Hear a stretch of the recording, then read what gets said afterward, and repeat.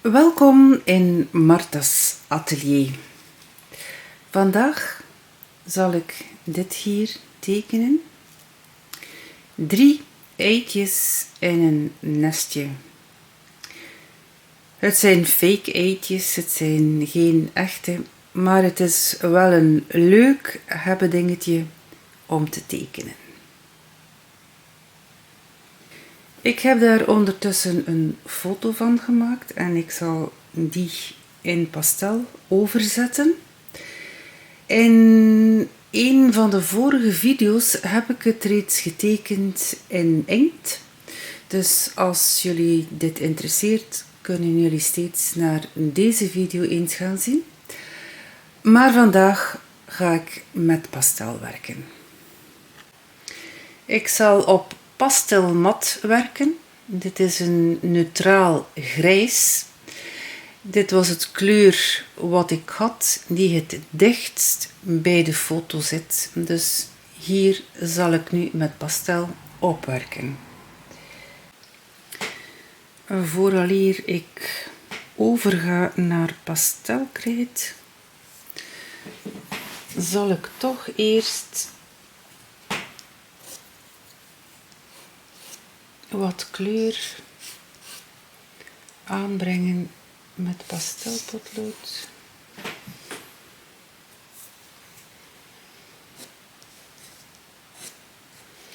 Want soms gaat het niet goed om met pastelpotlood over pastelkrijt heen te gaan.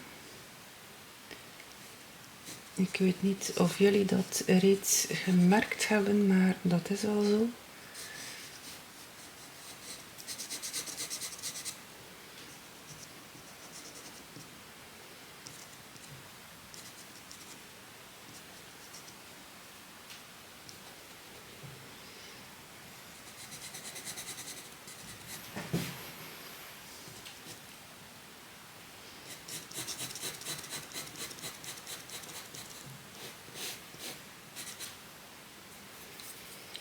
Dus ik heb de indruk dat deze hier over het andere eitje heen gaat. En hier dus een kleine occlusieschaduw werpt.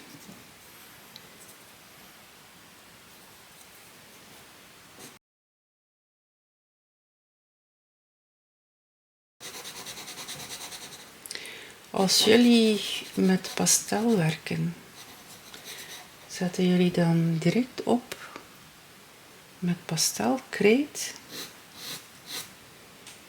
Of ook liever eerst met pastelpotlood?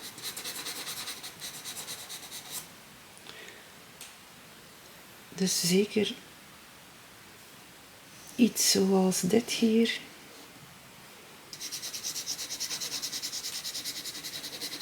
Het is dus niet zo groot. Wanneer natuurlijk je een landschap tekent, ja, dan kan je daar veel vlugger los in gaan dan wanneer je zoiets tekent natuurlijk.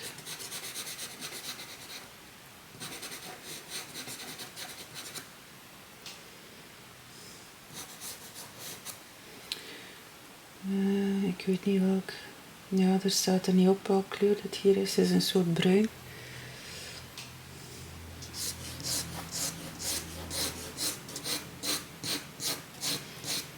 Sommige merken zetten daar hun kleuren op, andere niet.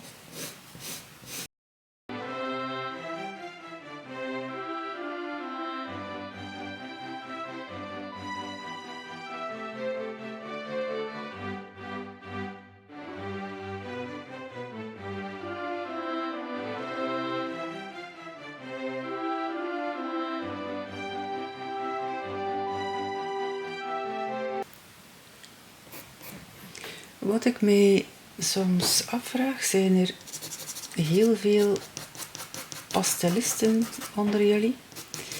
Ik zie dat de filmpjes over pastel toch ja, tamelijk veel bekeken worden, dus denk ik dat toch heel veel mensen met pastel werken, hoop ik. Want het is echt wel een zeer mooi materiaal om mee te werken. Ik moet zeggen, die pastels van Bruinzeel zijn goed. Tamelijk zacht.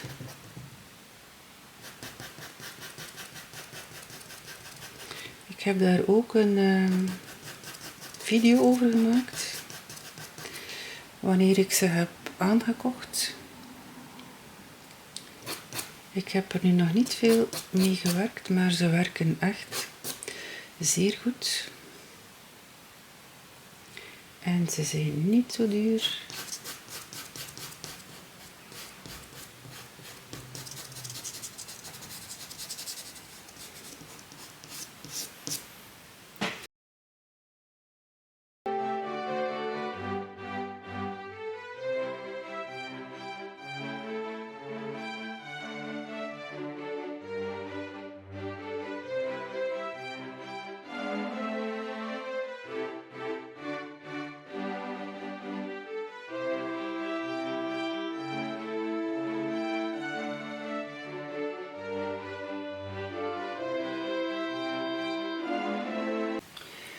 Tot hier heb ik dus met potlood gewerkt, potlood van Bruinzeel.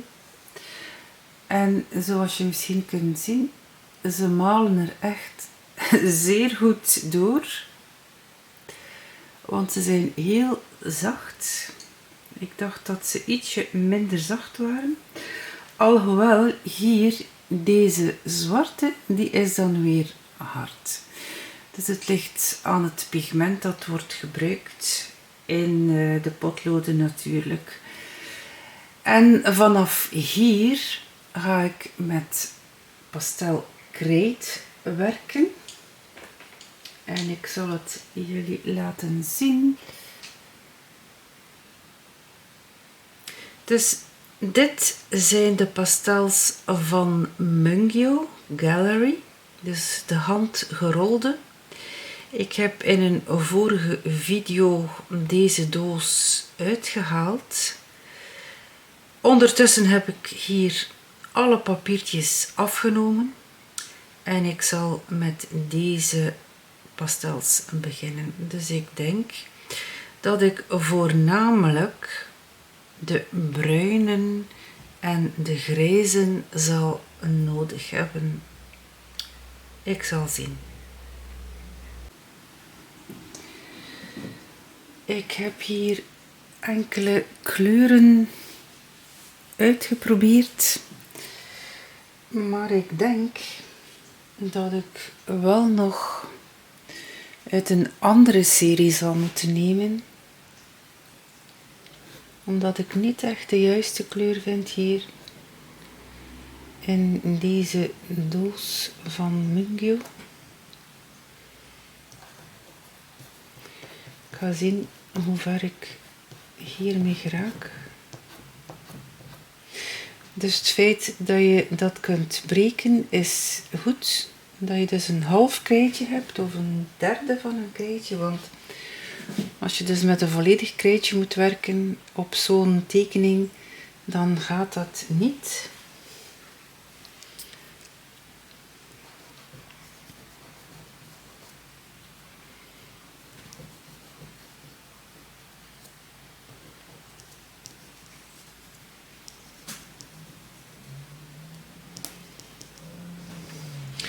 Dus als je ze opbrengt, deze pastels, zijn ze wel zacht. En ze geven heel goed pastel af.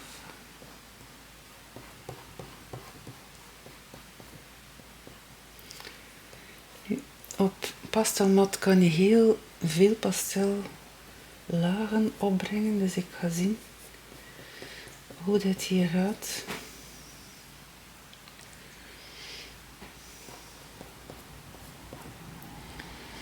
Dus ik ben nu aan het zien naar de lichtste delen op die eitjes.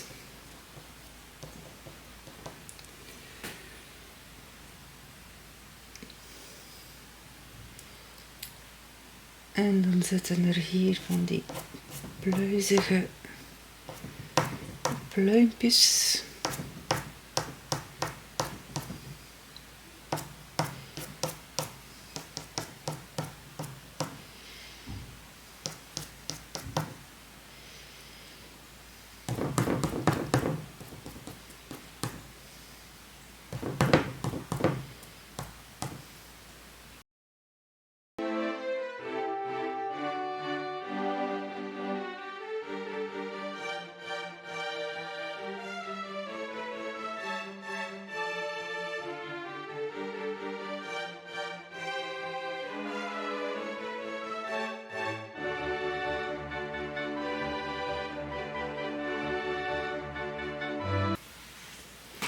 Dus ik heb hier opnieuw een stukje afgebroken.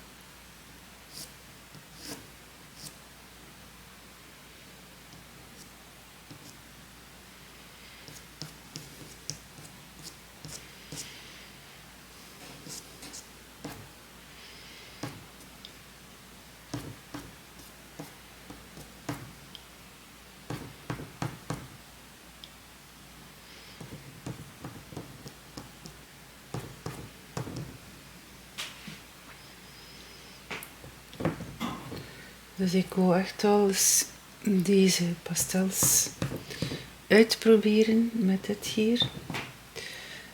Ze zijn ja, heel zacht. En normaal gezien werk ik in mijn eerste lagen met een iets hardere soort pastel. En dat doe ik zodanig dat mijn blad niet heel snel verzadigd is door het pastel. Want als je dus met een heel zachte pastel begint, dan loop je eigenlijk het risico dat je blad nogal heel rap verzadigd is. En dat is natuurlijk niet de bedoeling. Dus nu moet ik echt wel eens gaan zien naar een ander pastel. Want in die doos heb ik niet genoeg donkere kleuren. Dus ik ga zien in een andere doos. Ik heb hier nu wat bruinen uitgehaald uit de Rembrandt doos. Maar je ziet, dus alle bruine kleuren die ik heb zijn niet donker genoeg. Dit is hier een Sennelier en dat zal misschien nog het beste zijn. Anders ga ik werken hier met een donker paars. Ik ga eens zien.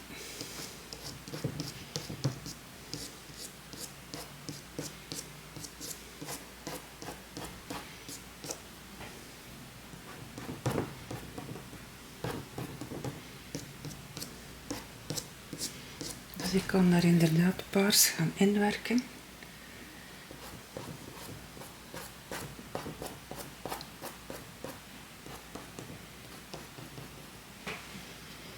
En dan eventueel hierop.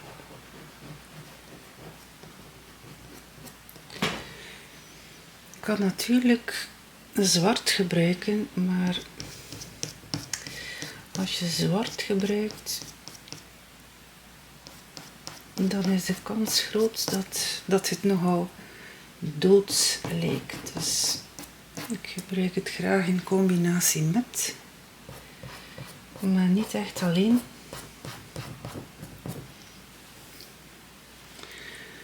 Maar ik vind het wel goed van een ietsje andere kleur erbij te halen.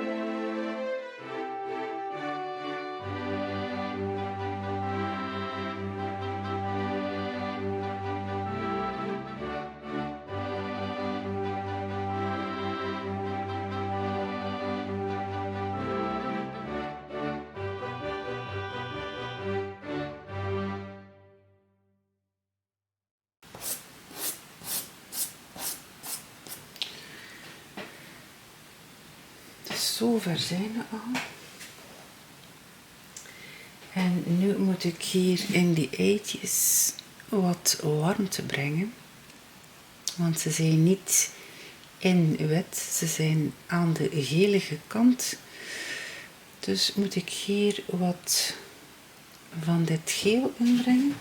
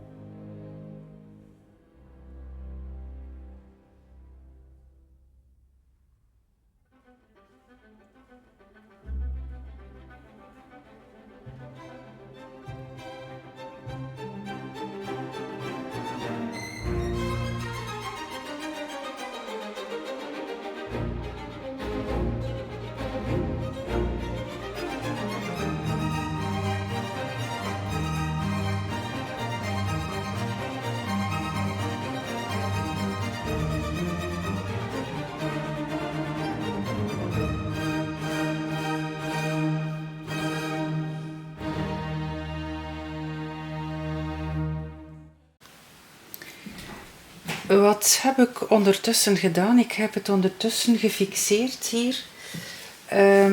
Met dit fixatief, Degas fixatieve. Het heeft dus geen geur, het is niet toxisch. Het is naturel, dus het is zeer goed te gebruiken binnenin je studio of atelier. En dan heb ik nog wat aan de eitjes gewerkt.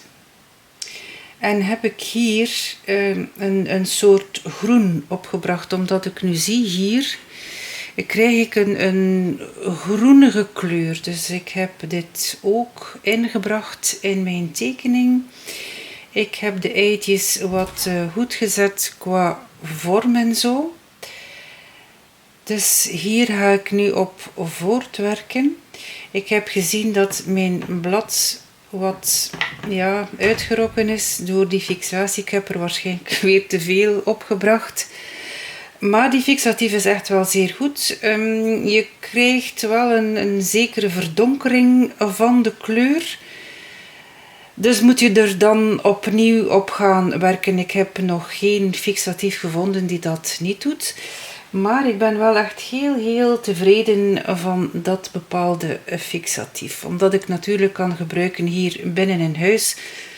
Dat ik niet telkens naar beneden moet en buiten waar ik dan mijn blad moet gaan fixeren. Ik kan het dus hier binnenin doen.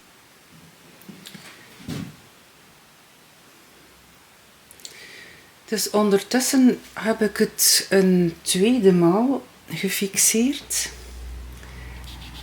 En als ik nu kijk, dan komt er bijna niets meer van het papier af. Dus het is zeer goed gefixeerd. En nu moet ik hier nog die witte pluimpjes bijtekenen.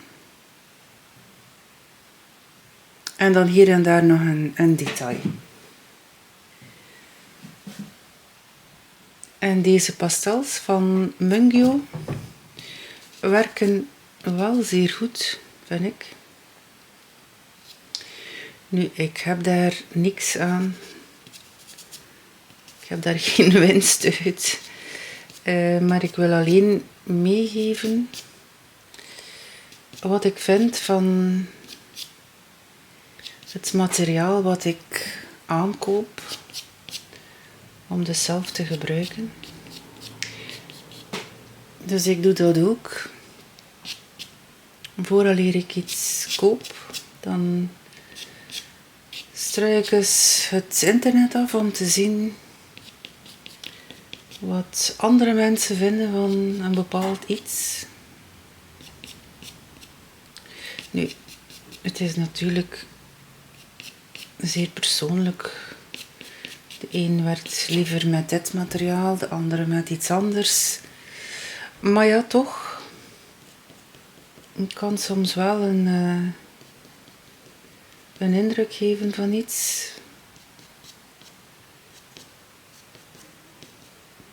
Dus dan denk ik dat andere mensen dat eveneens gaan doen. En daarmee wil ik delen wat ik vind van bepaalde materialen natuurlijk.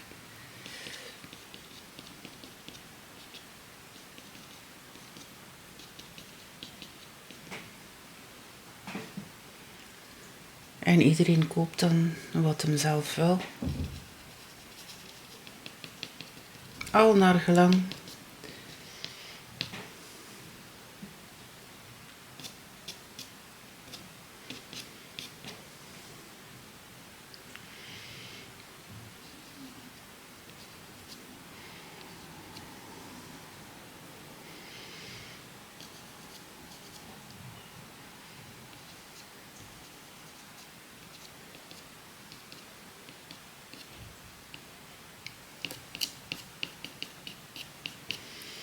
Wat ik wel een beetje mis in deze serie is wat meer variatie aan kleur.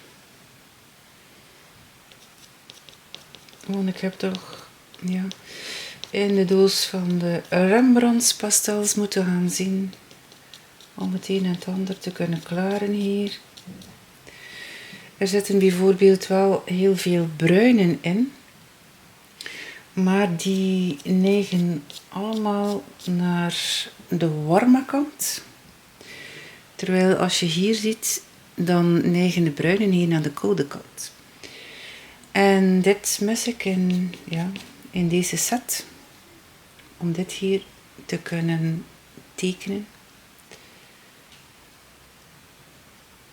Maar anders werken ze natuurlijk zeer, zeer goed.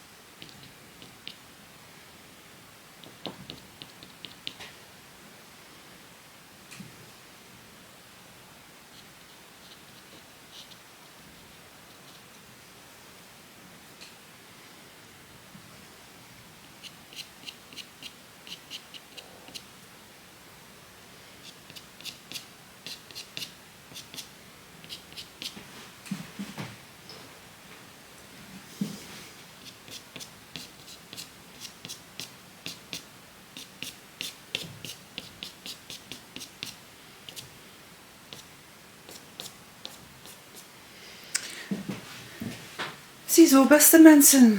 En hier laat ik het bij. Hopelijk vonden jullie dit interessant.